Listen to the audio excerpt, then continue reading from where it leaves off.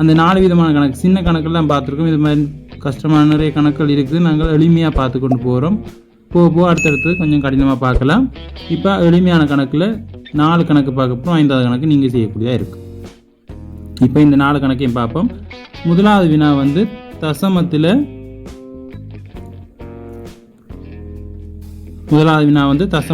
கூட்டல் தான். இதில் முக்கியமானது 3வது வினாவும் 4வது வினாவும் தான். ஏனென்றா தசத்துக்கு நேர குத்தி எப்படி சரியாக கூட்டுறோம்னு தான் முக்கியம். ஏனென்றா இங்கேயும் இலக்கங்கள் மாறப்பட்டிருக்கு. இது தசத்துக்கு பின்னுக்கு 2 இலக்கம், இதில் தசத்துக்கு பின்னுக்கு 2 இலக்கம் இருக்குது, இதில் தசத்துக்கு பின்னுக்கு 1 இலக்கம் இருக்குது, இங்கேயும் தசத்துக்கு பின்னுக்கு 1 இலக்கம் இருக்குது, இங்கே 2 இலக்கம் இருக்குது. ஆகவே இந்த 3வது 4வது வினா தான் கவனமாக தெரிஞ்சிருக்க வேண்டிய முக்கியம். இப்போ முதல்ல இருந்து சின்ன கணக்கிலேருந்து பயிர்வோம். நாங்கள் முதல்ல 0.4 0.3 கூட்ட சொல்லியிருக்கு. தசம கூட்டலில் எப்போவுமே கூட்டைக்கு முக்கியமாக கவனிக்க வேண்டியது, கூட்டலோ கழித்தலாக இருந்தாலும் சரி, இதை கவனிக்க வேண்டியது முக்கியமானது. தசத்துக்கு நேர தசம் போட வேண்டும்.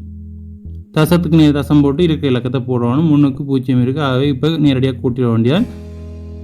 4 3 கூட்டினா 7.0. அப்போ இதுக்குரிய விட வந்து 0.7. இதை பயன்படுத்தி இதை கூட்டிகிட்டு போயிடலாம். இங்கேயும் அதே மாதிரி தான் இருக்குது. 0.7 0.3 7 3 கூட்டினா 10, 0 எழுதி ஒரு மிச்சம். அது நேரடியாக தெரியும் எல்லாருக்கும். தசத்துக்கு நேர கட்டாயம் தசம் போட்டுருவோம். மிச்சம் இருக்கொண்டு இங்கே போட வேண்டியது. தசத்துக்கு நேர தசம் போடாமட்டால் நாங்கள் விடைய 0.1 போட்டுருவோம். ஆகவே தசத்துக்கு நேர தசம் போட்டு கூட்டணும். கூட்டல் கழித்தலாக இருந்தாலும் சரி தசத்துக்கு நேர தசம் போடணும். ஆக இதுக்குரிய விட வந்து 1.0. இதுக்குரிய விட வந்து 0.7. இதே மாதிரி நாங்கள் 3வது கணக்கு 4வது கணக்கு பார்த்தோம்னா அதில் இலக்கங்கள் கொஞ்சம் மாறுபடுது. அதனால் கொஞ்சம் இதே மாதிரி தசத்துக்கு நேர தசம் போட்டோம்னா எங்களுக்குரிய விட வந்து 1.2 0.72 கூட்ட சொல்லியிருக்கு. அதே மாதிரி எழுதுவோம். 1.2 0.72. முக்கியமானது தசத்துக்கு நேர தசத்தை போட்டுட்டு 7 இதில் இருக்குது, இங்கே 2 இருக்குது, அதுக்கு முன்னாடி 0 இருக்குது. இந்த கணக்கு ஓரளவுக்கு செய்யலாம். முக்கியமாக தசத்துக்கு நேர தசம் போட்டு கூட்டிவிட்டா சரி. இப்போ நாங்கள் கூட்டினோம்னா இதுக்கு முன்னே கொண்டு முன்னாடி 0 போட்டு கூட்டலாம். 2 2 கூட்டினோம்னா 9. தசத்துக்கு நேர தசம் 1.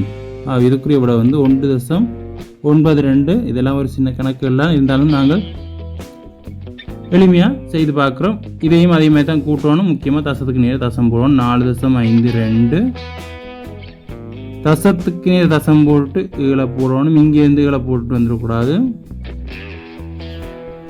போடும்போது 7.7 போட்டுறக்கூடாது. அது பிழையானது. அப்படி சிலவில் போட்டு செய்யக்கூடியதாக இருக்கும். அதனால் தசத்துக்கு நேர தசம் போட்டுறோம். கூட்டுறோமோ கழிக்கிறோமோ அதுக்கு முன்னுக்கு தசத்துக்கு நேர தசம் போட்டு தசத்துக்கு பக்கத்தில் இருக்கிற பக்கத்தில் எழுதணும். அடுத்தது பக்கத்தில் எழுதணும்.